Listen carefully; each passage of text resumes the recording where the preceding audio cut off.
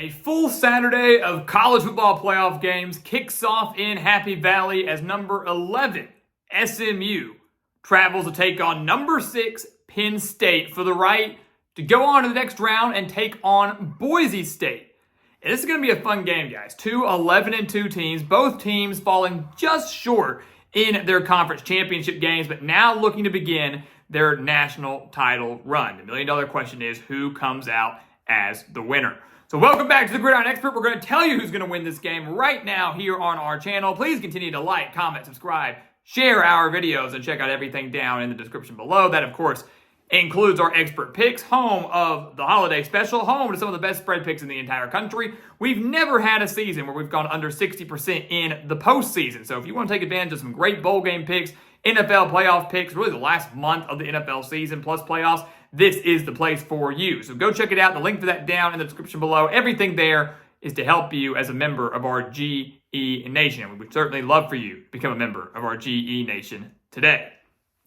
So SMU and Penn State, I'm really excited for this game. You've got a SMU team that back in the preseason, back in like March, we're talking about being a dark horse in the ACC. Their first year in the conference, we said, watch out for SMU. They could be a playoff sleeper. They could be a legitimate contender in the ACC, and that's exactly what happened, nearly winning their conference in the first year as a member. Then you've got Penn State, on the other hand, who's been so close time and time again under James Franklin to finally making the college football playoff. They could never do it. They get there this year thanks to the new expanded 12-team format. So an unbelievable year for both of these teams. This is going to be a fun one. First game of the day on Saturday. We'll start with the offense, and we'll start with SMU. Look, they've got a good one, man. I'm telling you, they got a really good offense, and that's to be expected as when Brett Lashley's your head coach.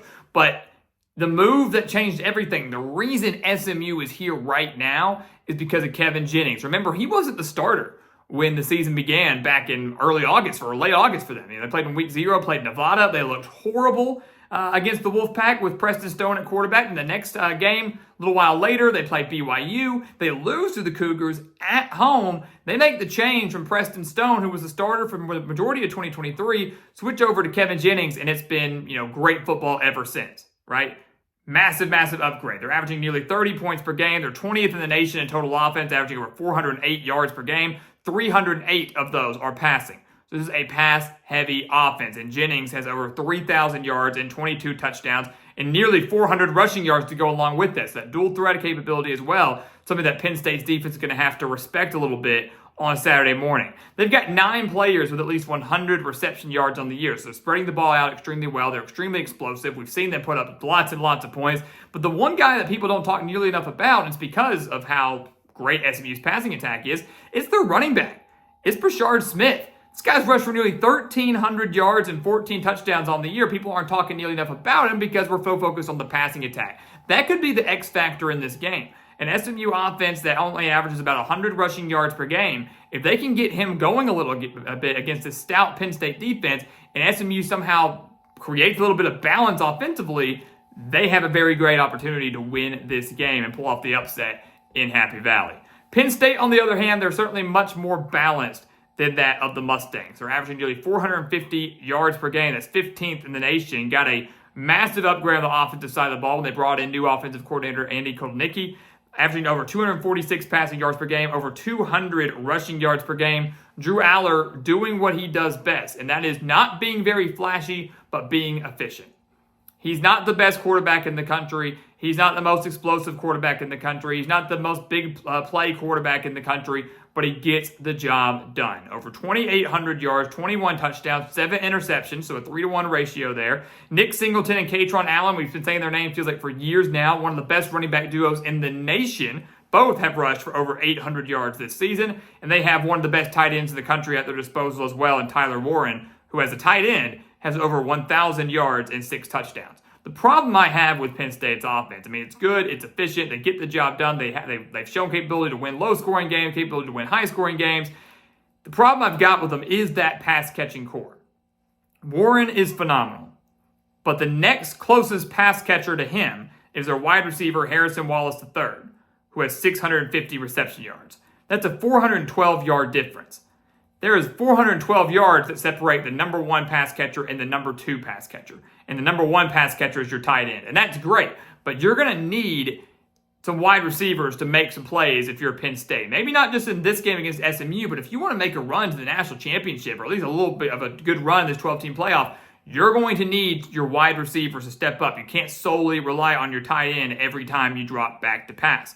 The other thing for Penn State, too, is they've got to limit their mistakes. Look, the Nittany Lions, everybody wants to talk about James Franklin unable to win the big games and things like that. And to an extent, that's true. He continues to struggle against Ohio State. Never made the playoff until this year. They can limit their mistakes, though. Penn State clearly is one of the best teams in the country, and this is a team that I do think can make a run to the national championship. Look at that Ohio State game.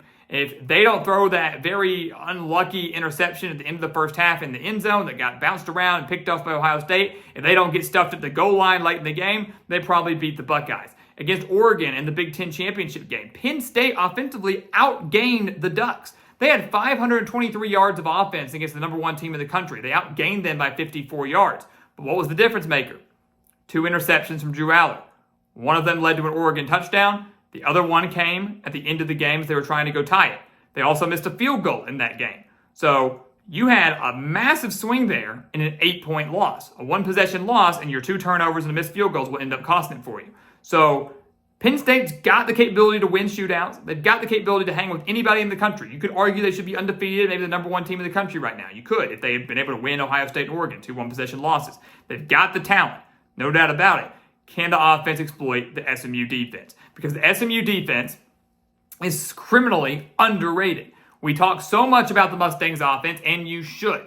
But they are not here strictly because of their offense. They are here because their defense has done a great job too. The Mustangs have forced 21 turnovers on the year. They have the 28th ranked defense in the nation. They only allow 298 yards per game. And I always say, if you're allowing less than 300 yards per game on average, you're doing a pretty dang good job defensively. Their biggest weakness, if you want to call it that for SMU, is their passing defense. They've been a little suspect to the pass at times, allowing over 232 passing yards per game, but they're only giving up 93 rushing yards per game. So the 2 things I'm looking at here are, number 1, can they continue to shut down the run game? If you take away Penn State's balance, and we talked about how balanced the offense is, if you take it away and force Drew Aller to win the game through the air, Drew Aller, who's good, he's efficient, give him credit for that, but you force him to win the game through the air pretty much with only Tyler Warren as his top target, SMU's defense could win the game solely by themselves. Forcing Penn State to become one-dimensional is going to be the key in this game. But if you allow Nick Singleton and Cashapp Allen to kind of have your way with you, and that's going to set up the play-action passes to hit Warren, and Drew Aller's going to get a couple deep shots in there, that's when things get difficult. So you've got to make sure your rushing defense continues to play at the level they've been all year long and force Penn State to solely win this game through the air. The other thing, too, for SMU, we mentioned 21 turnovers, but a lot of those came early in the year.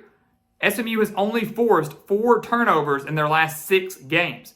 So the defense really hasn't created many takeaways over the last half of the season.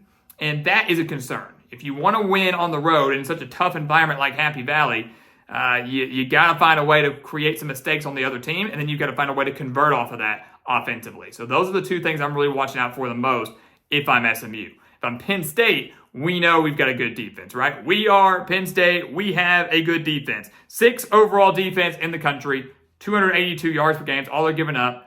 They're only giving up 103 rushing yards per game. That's 9th in the nation. They're only giving up 178.5 passing yards per game. That's 16th in the nation. Obviously, that's the storyline, right? Penn State secondary versus Kevin Jennings. Penn State secondary against the speedy wide receivers of SMU. That's what you're looking out for, right? That's what you're watching. And if you look at the 2 losses that Penn State has this year, we mentioned Ohio State, we mentioned Oregon. They've been exposed in all aspects, right? Against Ohio State, they did a pretty good job of shutting down the pass, only allowed 182 passing yards, had that pick 6 early in the game, but they gave up 177 rushing yards to the Buckeyes. Against Oregon, the Big Ten championship, they allowed 283 passing yards, 183 rushing yards. So the common theme there is they've been torched through the air against Oregon. They've been torched on the ground against both. To me, it's the run game they've got to stop. Again, make SMU one-dimensional. They want to throw the ball, but Penn State's secondary has proven they can get the job done. They've proven they can force the takeaways. They've proven they can slow it down. Don't allow the big plays. Don't allow the home run balls. Shut down the run for SMU, which hasn't been great all year, but they still got a 1,000-yard rusher at their disposal. Shut that down. Force Kevin Jennings to deliver, and I think you can win this game. And another reason why I believe that is because, and I know it may sound cliche, it's weather, man. It's weather. it's going to be cold in Happy Valley. It is going to be freezing. In fact, with 30 degrees, maybe some snow in Happy Valley on Saturday morning. It is going to be frigid. Happy Valley is already a difficult place to play. No matter what time of year it is, whether it's during the day, whether it's during the night, whether it's hot, whether it's cold, it is always a tough place to play. But now you factor in the magnitude of a playoff game. You factor in this freezing weather that SMU down in Texas certainly is not accustomed to. I look back a little bit to last year's, the Fenway Bowl against Boston College. It was a cold, rainy game against the Eagles. SMU, a pretty heavy favorite in that game, and they lost to Boston College. And someone said, well, yeah, that's because Kevin Jennings was starting. Preston Stone had been the starter for most of the year. Kevin Jennings had to take over for injury. They couldn't get anything going.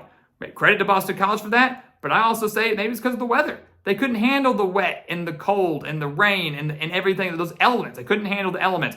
Look at the schedule for SMU. Tell me where they've really faced similar elements that they're going to face on Saturday this year. Closest would be what? A road game against Virginia a few weeks ago? Nowhere near as bad as what's going to be in Happy Valley on Saturday morning. So that plays a major, major role. You got the home crowd on your side if you're Penn State. You've got the weather on your side if you're Penn State. To me, you've got the defensive edge on your side if you're Penn State. As long as you can maintain a balanced offense, you will win this game. Again, this Penn State team is the real deal, guys. They're a few plays away from being undefeated, of beating Ohio State, of beating Oregon. They're a couple mistakes away from beating Oregon and being a bye team right now, having the Big Ten champ as a bye. Penn State's the real deal. SMU is too, but I love the Nittany Lions in this spot. They take care of business at home. They advance to the next round against Boise State, a game where I expect Penn State to be favored, and if they can win that, they will be in the college football playoff semifinals, one win away from the national championship. We don't want to get too far ahead of ourselves, but a win here for Penn State, and things could be looking really, really good for James Franklin's squad. So guys, as always, thank you so much for watching us here at the Gridiron Expert on YouTube. Make sure to continue to like, comment, subscribe, share our videos. Of course, check out everything down in the description below. That includes our website, thegridironexpert.com, home with those expert picks. Got tons of exclusive content for you over there, including the holiday special, which gives you all of our bowl game spread picks, all of our NFL picks for the rest of the year. You do not want to miss out on that. Again, the link for it down in the description. And once again, as always, thank you so much for watching, and we'll see you next time right here on the Gridiron Expert.